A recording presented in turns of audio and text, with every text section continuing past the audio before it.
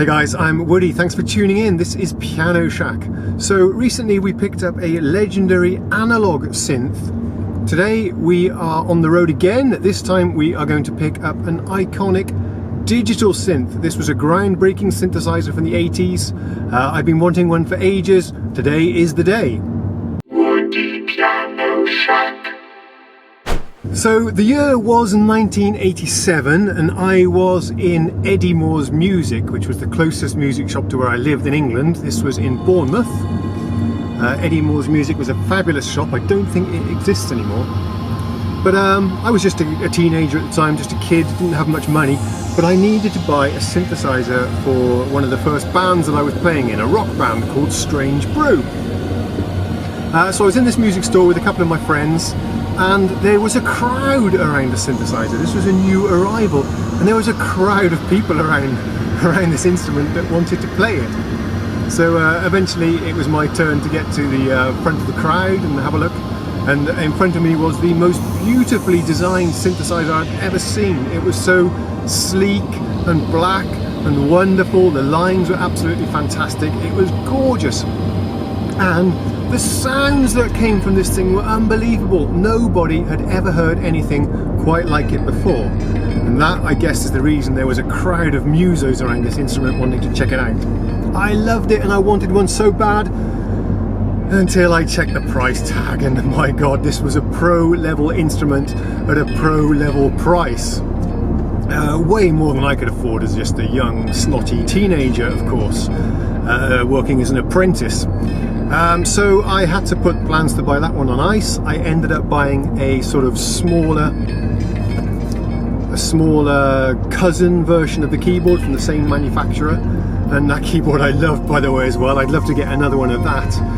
But the flagship model I couldn't afford at the time, and I've always kind of wanted one. Even after all these years, I'd still love to get my hand on this. Today one came up for sale. It's in Wareham, not too far from where I live. Well, it's about a 40-minute drive, so why don't we go together, have a look at this thing, and if it's any good, we'll buy it.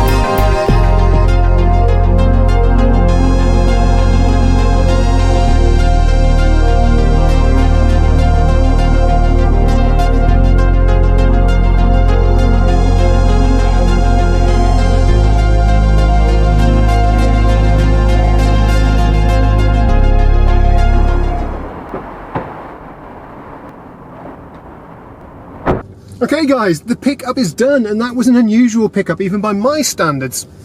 Let's see if we can find the exit here. Oh, god damn. Oh, this way. Yeah, that was an unusual pickup. I bought the synth from a guy that probably didn't even realise what status it was. He was an Indian gentleman that used it to play sort of oriental music at weddings and stuff. But now he's got an XP60, a Roland XP60, so he wants to get rid of the D50, which is my gain, I suppose. But yeah, we actually went to his clothes shop. He had the synth in his clothes shop. So I was in there, testing the keyboard out and entertaining the customers.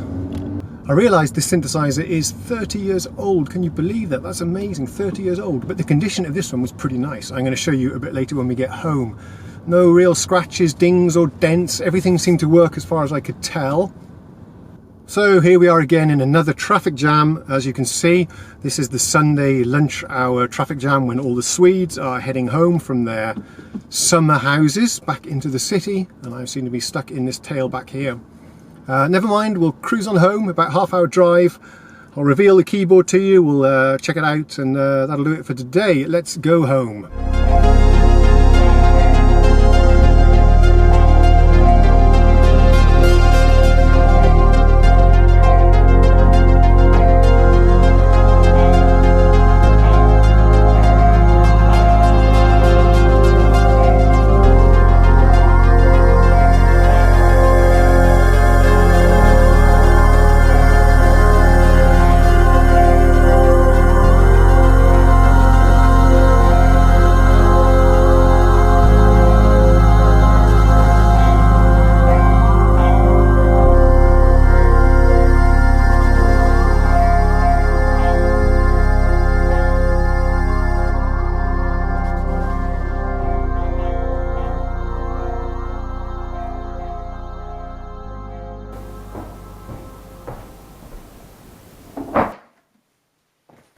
Yeah, of course it's the Roland D50. Come on now, how many of you guessed by listening to the music and all the clues?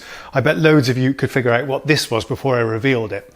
So here we are. Yeah, I say beautiful. I think this is one of the most lovely, gorgeous designed looking synthesizers of all time. Even today, this thing looks a classic. Let's get the camera off the tripod and we'll have a little look around. Okay, it's quite dimly lit in here. I hope it comes out. I moved it a little bit closer to the window for you. So here it is. Let's go across the front panel here. I haven't powered it up, so the LED is off. But when I demonstrated in the shop, I could see that it was actually very dim, a little bit worn out. Otherwise, this thing's in nice condition for its age, 30 years old. The keyboard feel here, by the way, ladies and gents, is absolutely fabulous. They don't make them like they used to. They do not. The feel of this keyboard is totally pro, really high quality feel. Makes my PSR feel like a joke in comparison. Now, obviously we have an issue here. There's a load of Velcro pads stuck down all over the place here. And we need to get these off without damaging the surface, and we need to get the glue off without also damaging the finish. Maybe the finish is already damaged if these have been sticking on here for 20 years. I have no idea. Let's have a look around the back. And I tell you what, guys, I've picked this keyboard up, turned it around. There's very little in the way of scratches, dings or dents. This really is in nice condition. There we go. Love this look here. And this is all metal. The feel of this is really solid. I was carrying it around Querholman's Centrum today, and it's a heavy keyboard, guys. It was really tiring out my hands, my arms. So there you have it, the D50. This was iconic. It was one of the very early digital synthesizers to use a combination of samples for the attack portion of the sound, giving you this lovely chiffy, belly, pingy sound combined with traditional digital synthesis methods. It had a sound that was quite unique to this particular keyboard, and it was used all over the place in the late 80s. Every single producer was using the D50. Michael Jackson loved them. It's all over albums of his in the late 80s. Every band had one of these. Oh, it was all over the place. It was kind of overused probably, and became a little bit cliched after a while, but I think these things are enjoying a bit of a resurgence now, and I've always loved the sounds. It's going to be awesome to demonstrate this thing for you.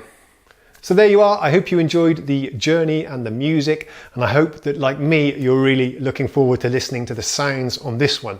We're not going to do it in this video, but I'm going to do it in a separate video where we go through some of the classic factory patches on the Roland D50. Until then, thanks for watching. See you soon. Cheerio! Woody Piano Shack.